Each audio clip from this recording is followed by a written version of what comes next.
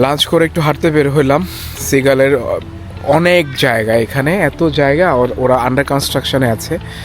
So দেখুন এই জায়গাটা ওদের, ওরা একটা বনের মতো সুন্দর করে গুছিয়ে রেখেছে এই জায়গাটা ওরা।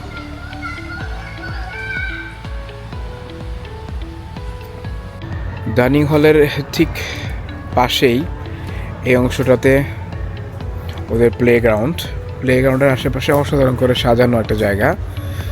এই হচ্ছে ওদের প্লেগ্রাউন্ড। আপনারা যারা ফ্যামিলি নিয়ে বা কোনো বড় গ্রুপ ট্যুরে আসবেন, সো ডেফিনেটলি এইখানে এসে অনেকটুকু সময় কাটাতে পারবেন।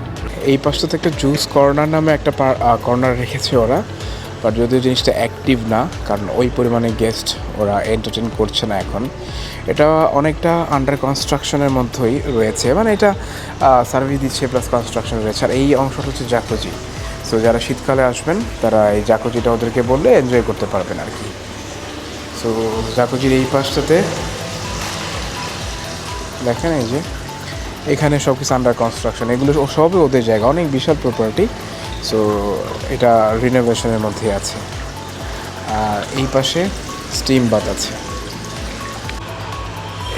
ওইটা হচ্ছে ওদের ছোট একটা ইনফিনিটি সুইমিং পুল। এটা সাইজে মোটামুটি,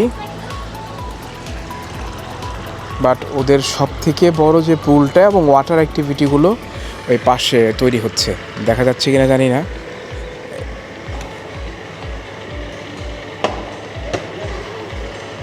এই যে এই পাশে তৈরি হচ্ছে একদম অনেক বিশাল একটা সুইমিং পুল, এই পাশ থেকে শুরু করে একদম ওই পর্যন্ত। এখানে অনেক ধরনের ওয়াটার অ্যাক্টিভিটি থাকবে।